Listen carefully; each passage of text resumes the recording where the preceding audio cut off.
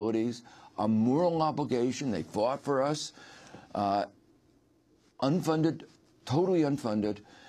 The good news is that we're trying to put together a coalition of people who believe in responsible budgeting. They say, okay, if we're going to send our troops overseas, we ought to at least put aside the money to pay for the full-in cost. The full-in cost include the cost of these disabled people. So what you're estimating the cost of both the wars in Iraq and Afghanistan now at? Well, well in excess of the $3 trillion. Before, the numbers that we said were actually $3 to $5 trillion. That doesn't sound as catchy a title as the $3 to $5 trillion war. The numbers now are much more like $4 to $6 trillion. And yet across this country, as the debates over, for various congressional and Senate seats, for any seat, whether you're talking about a state one as well, war is almost never raised. Yeah, I don't understand that, because what should be so clear is that we have a limited amount of resources. And the critics who say we have to worry about the debt are right in emphasizing the economics of scarcity, that we have a limited amount of resources. But the issue isn't whether to cut back. The issue is how we spend our money, because cutting back would weaken the economy. But reallocating our money, more money for those who are unemployed. Remember, we have one of the worst systems of social protection, unemployment insurance of the advanced industrial countries. We are a whole group of people called the 99ers who have come to the end of their unemployment benefits and are being, left to fend for themselves. So what we really need to do is to rethink how we spend the money, make sure that we spend money in a way that will energize our economy. Spending money in Afghanistan, paying money for contractors are not the way to energize our economy and make our economy strong, competitive for the long run. How much do you think a stimulus should be in this country? Well, I think we really need $400, $500 billion a year. And part of the reason why we should try to keep those kinds of numbers in mind is to realize that we have a federal system. About a third of all spending is at the state and local level. And the states have balanced budget frameworks, which mean when the revenues go down, they have to cut back spending or raise taxes, very difficult in the current environment. And their revenues are going down. They depend very heavily on property taxes. Values of real estate have gone down 30%, 40%, in some places 50%.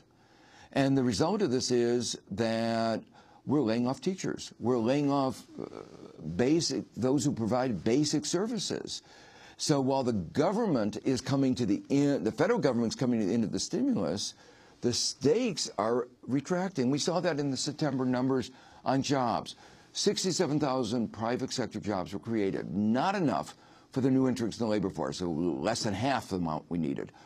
But we lost in total 95,000 jobs. In other words, there was about 140,000 loss in the public sector, predictable. I talk about that in my book. Predictable, unless we find some ways of making up for their shortfall. And you say the stimulus would do that.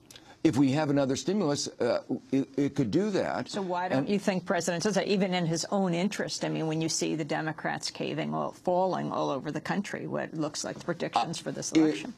I said that that's what we should have done in the first round of stimulus, because it was so clear where we were going. So who's not listening to you?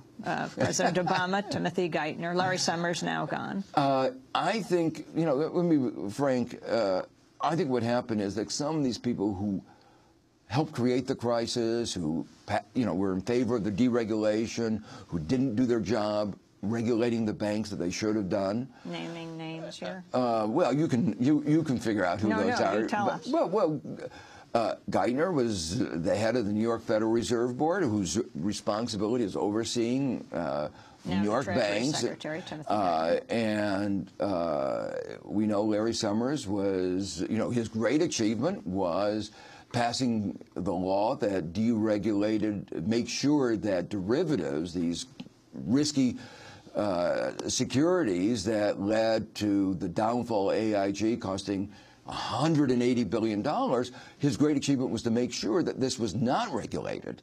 Not regulated as a gambling product, not regulated as an insurance product, not regulated as securities. Well, having created these problems, they had an incentive, quite frankly, to try to say this is, the problems are not that deep. All we have to do is fix the banking system. There's been an accident. Who could have predicted this? And the answer is a lot of us did. But it was something that happened to the banking system rather than something the banking system did to us. So their incentive, this is a problem of accountability, their incentive was to try to say, okay, we've had an accident, we put the banks into the hospital, we give them a little money, let's not try to interfere how they spend the money, because that's not the way we do things, so that they could take that money rather than recapitalize, give it out in bonuses or dividends. But we just put it in the hospital for a couple of years, and meanwhile we have this moderate size stimulus, but then a year and a half later, 2 years later, the banks have recovered and we go back to where we were before 2007. Well, reality is that the economy was sick before that, and you can't go back to 2007. And how we're at the end of the 2 years, it's so clear that the economy is not back to health, and that 2-year stimulus was too small, not well enough designed, and we're left in the situation that we have today, where the economy clearly continues to be sick.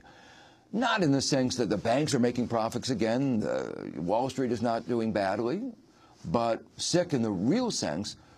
1 out of 6 Americans who would like a full-time job cannot get one. That is a sick economy, in my mind. Nobel Prize-winning economist Joseph Stiglitz. His book, Free Fall, is just out in paperback, subtitled America, Free Markets, and the Sinking of the World Economy. So let's go to the world economy. There have been a wave of protests across Europe against the so-called austerity measures and budget cuts in several European countries. In France, workers are striking for the 7th straight day over pension reform. In Britain, the government's preparing to reveal the biggest program of budget cuts in decades. Unions held a rally in London Tuesday to protest the cuts. These cuts will lose over 1 million jobs. And let's be clear, this is not an economic necessity, but a political choice that they're making. It's absolutely crucial at the moment that we don't allow our public sector to be assassinated and decimated, not just because public services will be affected, but because the whole of our country's economy will be maybe leading for a double-dip recession. We may not recover for many years to come. That's Britain. Your response, Joe Stiglitz? I'm terribly worried, not just for Britain, but for the world economy. There's a moment after Lehman Brothers fell, the world came together. We were all Keynesians. That is to say, we all knew that what the economy needed was each country had to stimulate their economy. That moment of global consensus is gone. And what is going on now is in a very large number of countries that we're going back to what I call Hooverite policies. I mean,